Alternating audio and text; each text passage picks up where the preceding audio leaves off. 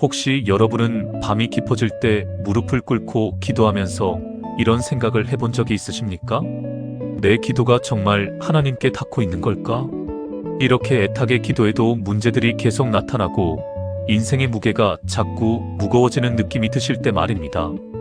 특히 우리 나이 들어서는 세상이 너무 복잡해졌다고 느끼지 않으십니까? 자식들 걱정, 손자 손녀들 미래, 건강 문제, 경제 어려움, 교회에서도 세상이 변해서 신앙이 어려워지고 정말 외로운 마음으로 밤하늘을 바라보곤 합니다. 그런데 말입니다. 우리가 놓친 엄청난 비밀이 하나 있습니다. 그것은 바로 에베소서라는 책입니다. 에베소서는 사도 바울이 옥에 갇혀 있으면서도 하나님의 영감으로 쓴 편지인데, 이 편지 안에는 우리 그리스도인들이 알아야 할 엄청난 기적과 능력들이 가득 담겨 있습니다. 오늘 우리가 함께 살펴볼 4가지 기적은 단순히 과거의 사건이 아닙니다.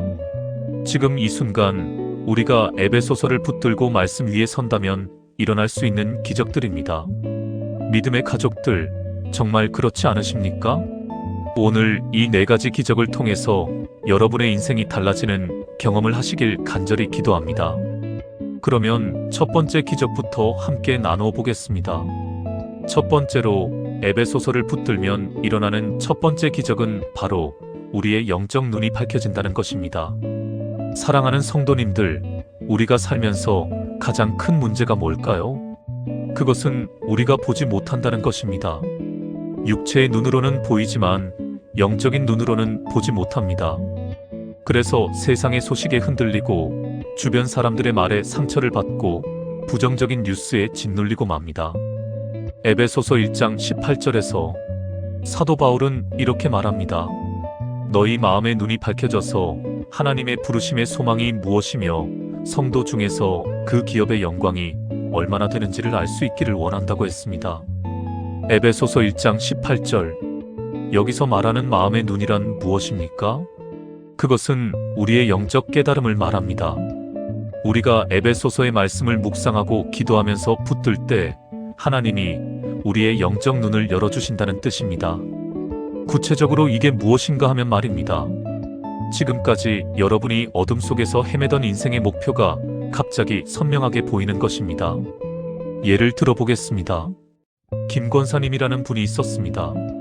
이분은 73세의 할머니였는데 평생을 자식들을 위해서만 살았습니다.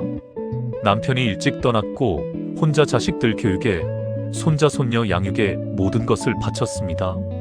그런데 자식들이 다 커서 나가고 손자 손녀들도 학교에 가게 되자 갑자기 자기 인생의 목적을 잃어버린 것처럼 느껴졌습니다. 하루하루가 무의미했고 아침에 눈을 떠도 할 일이 없다는 생각이 들었습니다. 그런데 어느 날 교회에서 에베소서 말씀을 들으면서 깨달았습니다. 에베소서 1장 18절의 말씀이 그분의 눈을 열어주었습니다.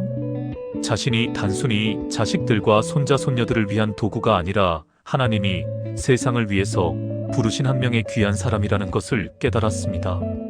그 이후로 그분은 교회에서 기도팀을 주도했고 새벽 기도회를 인도했고 젊은 세대들에게 신앙의 멘토가 되었습니다. 영적 눈이 밝혀지니까 세상이 달라 보였던 것입니다. 여러분도 지금 어떤 어둠 속에 있으신가요? 내가 뭘 하고 있는 건지 모르겠어. 내 인생이 정말 의미가 있는 건가? 이런 생각으로 힘들어하고 계신가요?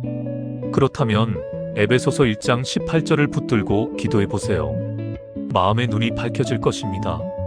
하나님이 여러분을 부르신 이유가 분명히 보일 것입니다. 이것이 에베소서를 붙들 때 일어나는 첫 번째 놀라운 기적입니다. 이제 두 번째 기적으로 나아가 보겠습니다. 두 번째로 에베소서를 붙들면 일어나는 두 번째 기적은 바로 우리가 하나님의 전신갑주로 무장하게 된다는 것입니다. 사랑하는 성도님들, 우리가 살아가면서 느껴야 하는 가장 중요한 깨달음이 무엇인지 아십니까? 그것은 우리가 육체적인 전쟁 중에 있는 것이 아니라 영적인 전쟁 중에 있다는 것입니다. 많은 분들이 자신의 문제를 세상의 시스템이나 다른 사람의 탓으로만 돌립니다. 그런데 에베소서는 우리에게 놀라운 진실을 보여줍니다. 우리의 진짜 적은 육체가 아니라 영의 세력이라는 것입니다.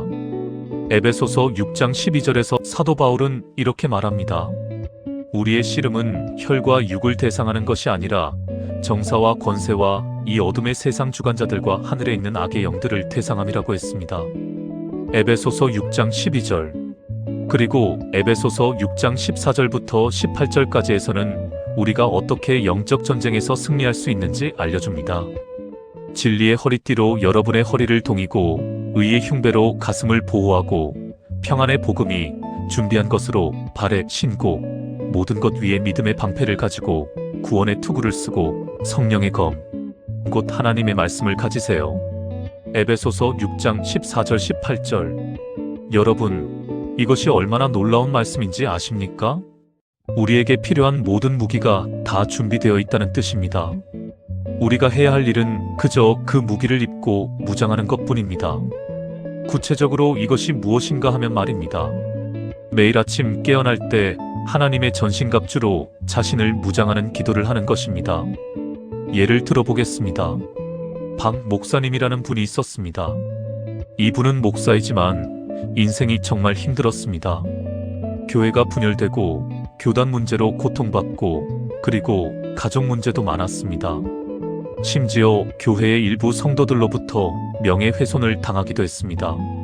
그런데 이분이 에베소서 6장의 말씀을 깊이 있게 묵상하면서 깨달았습니다. 자신의 싸움이 육체적 싸움이 아니라 영적 싸움이라는 것을 말입니다. 그 이후로 매일 아침 일어나면서 하나님의 전신갑주로 자신을 무장했습니다. 하나님, 오늘 저를 진리의 허리띠로 허리를 동이게 하시고 의의 흉배로 가슴을 보호해 주시고 평안의 복음이 준비한 것으로 발에 신기게 하시고 모든 것 위에 믿음의 방패를 가지게 하시고 구원의 투구를 씌워주시고 성령의 검 곧 당신의 말씀으로 무장하게 해주세요. 이렇게 기도하면서 무장했습니다. 그러니까 어떻게 되었을까요? 교회의 문제도 여전했고 가족의 어려움도 여전했고 명예훼손도 여전했습니다. 그런데 그분의 마음이 바뀌었습니다.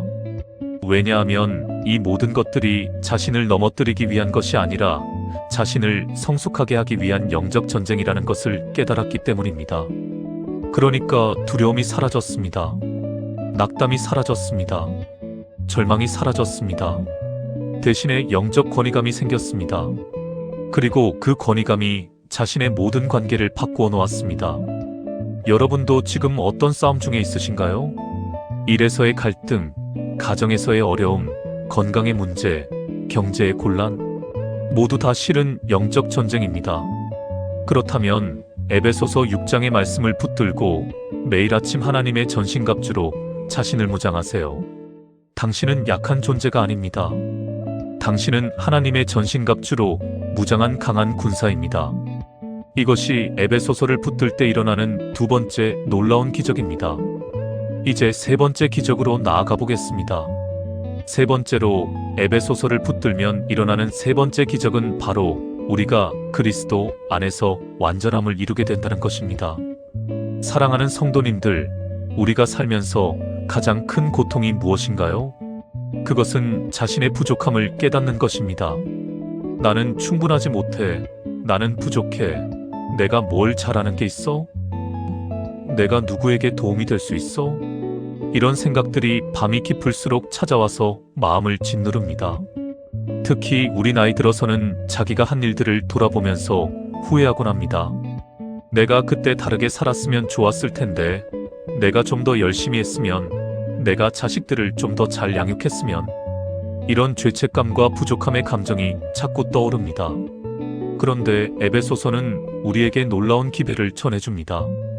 에베소서 4장 11절부터 13절까지에서 사도 바울은 이렇게 말합니다. 그리스도께서 어떤 사람은 사도로, 어떤 사람은 선지자로, 어떤 사람은 전도자로, 어떤 사람은 목사와 교사로 주셨으니 이는 성도를 온전하게 하며 봉사의 일을 하게 하며 그리스도의 몸을 세우려 하심이라. 우리가 다 하나님의 아들을 믿는 것과 아는 일에 하나가 되어 온전한 사람을 이루어 그리스도의 장성한 분량까지 자라가야 하느니라고 했습니다.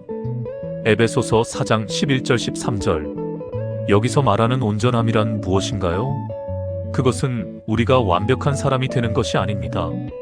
그것은 우리가 그리스도의 몸 안에서 우리의 자리를 찾고 우리의 역할을 하면서 완성되어 간다는 뜻입니다. 다시 말해서 우리는 혼자가 아니라는 것입니다. 우리의 부족함을 다른 형제자매가 채워주고 우리가 다른 형제자매의 부족함을 채워주면서 함께 그리스도의 몸을 세워간다는 뜻입니다. 구체적으로 이것이 무엇인가 하면 말입니다. 이분이 계셨습니다.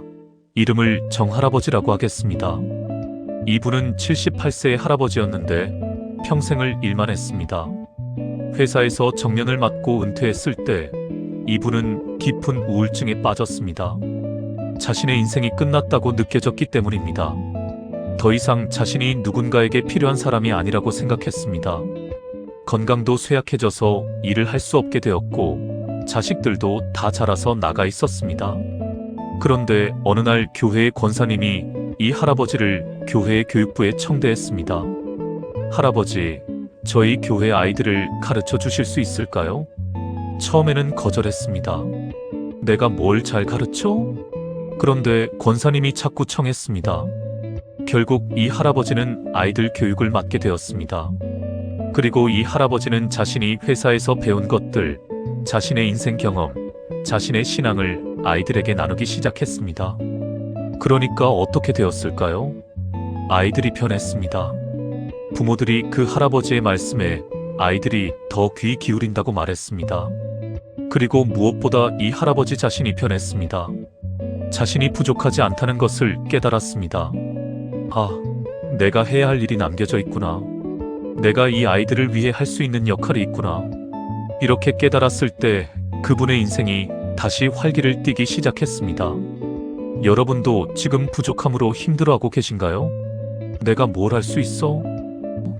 내가 누구에게 도움이 될 수 있어? 이런 생각으로 낙담하고 계신가요? 그렇다면 에베소서 4장의 말씀을 붙들어 보세요. 여러분은 부족하지 않습니다. 여러분은 그리스도의 몸 안에서 귀한 역할을 하도록 부르심을 받은 사람입니다. 여러분이 할 수 있는 일이 분명히 있습니다. 여러분이 필요한 사람이 분명히 있습니다. 이것이 에베소서를 붙들 때 일어나는 세 번째 놀라운 기적입니다. 이제 네 번째 기적으로 나아가 보겠습니다. 네 번째로 에베소서를 붙들면 일어나는 네 번째이자 마지막 기적은 바로 우리가 그리스도의 사랑 안에서 모든 것을 이해하고 용서할 수 있게 된다는 것입니다. 사랑하는 성도님들, 우리가 나이가 들면 들수록 마음이 무거워지는 이유가 무엇인가요? 그것은 우리가 짊어진 상처 때문입니다. 수십 년을 살면서 받은 상처들, 우리가 해준 상처들, 우리가 저지른 잘못들, 우리가 하지 못한 것들에 대한 후회들, 이 모든 것들이 마음 한구석에 남아서 마음을 무겁게 만듭니다. 혹은 누군가가 한 말 한마디가 자꾸 떠올라서 화가 솟아오르기도 합니다. 혹은 과거에 실패한 관계가 떠올라서 또 다른 관계에 소극적이 되기도 합니다. 이런 상처와 후회의 짐에서 우리를 자유롭게 해주는 것이 무엇인가요? 그것은 바로 그리스도의 사랑입니다. 에베소서 3장 14절부터 19절까지를 보면 사도 바울이 이렇게 기도합니다. 이 까닭에 내가 하늘과 땅에 있는 모든 가족의 이름을 이루신 아버지 앞에 무릎을 꿇고 비노니 그 영광의 풍성함을 따라 그의 영으로 말미암아 너희 속사람을 능력 있게 하시고 믿음으로 말미암아 그리스도가 너희 마음에 거하시게 하시고 너희가 사랑 가운데서 뿌리가 박혀 터 잡혀서 모든 성도와 함께 그리스도의 사랑이 얼마나 넓고 길고 높고 깊은지를 알고 그리스도를 초과하는 하나님의 사랑을 알기를 원하노라고 했습니다. 에베소서 3장 14절 19절. 여기서 말하는 그리스도의 사랑이란 무엇인가요? 그것은 우리의 모든 부족함을 아시면서도 우리를 사랑해 주시는 사랑입니다. 우리가 얼마나 부족하든, 우리가 얼마나 실패했든, 우리가 얼마나 죄 많은 존재든 그리스도는 우리를 사랑해 주십니다. 그 사랑이 얼마나 깊은가 하면 우리를 위해서 자신의 생명을 내어놓을 정도의 사랑이 바로 그리스도의 사랑입니다. 이 사랑을 깨달을 때 우리가 할 수 있는 것이 무엇일까요? 우리도 다른 사람을 용서할 수 있게 됩니다. 우리도 자신을 용서할 수 있게 됩니다. 우리도 우리의 상처와 후회를 모두 내려놓을 수 있게 됩니다. 구체적으로 이것이 무엇인가 하면 말입니다. 이분이 계셨습니다. 이름을 최할머니라고 하겠습니다. 이분은 72세의 할머니였는데 평생을 딸을 미워했습니다. 딸이 자신의 말을 듣지 않고 자신이 반대하던 남자와 결혼했고 자신과 연락을 끊었기 때문입니다. 무려 20년을 연락을 하지 않았습니다. 이 할머니는 날마다 딸의 죄를 묵상했습니다. 딸에 대한 분노와 원망을 날마다 씹었습니다. 그리고 그 분노는 점점 자신의 영혼을 갉아먹기 시작했습니다. 건강도 안 좋아졌고 마음도 괴로워졌습니다. 그런데 어느 날 교회의 목사님이 에베소서 4장 32절 말씀을 나누셨습니다. 서로 인자하게 하며 불쌍히 여기며 각각 그리스도께서 너희를 용서하신 것 같이 서로 용서하세요. 그 말씀이 이 할머니의 마음을 찌르고 지나갔습니다. 아, 그리스도께서 나를 용서하셨는데 나는 내 딸을 못 용서하고 있구나. 그리스도께서 나를 위해 생명을 내어주셨는데 나는 내 딸을 원망하고 있구나. 그 깨달음이 얼마나 강했던지 이 할머니는 그날 밤 눈물로 기도했습니다. 그리고 이틀 뒤에 딸에게 전화를 했습니다. 아이고, 엄마 목소리 듣고 싶었어. 딸의 첫 말이 바로 그것이었습니다. 20년의 미움과 원망과 분노가 한 통의 전화로 용서로 바뀌었습니다.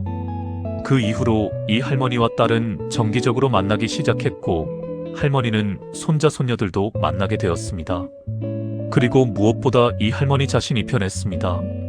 20년 동안 짊어졌던 분노와 미움의 짐이 내려져서 마음이 가벼워졌습니다. 건강도 좋아졌습니다. 그리고 무엇보다 평안이 찾아왔습니다. 여러분도 혹시 마음 한구석에 용서하지 못한 누군가가 있으신가요? 혹은 자신을 용서하지 못해서 힘들어하고 계신가요? 그렇다면 에베소서 4장 32절을 붙들어 보세요.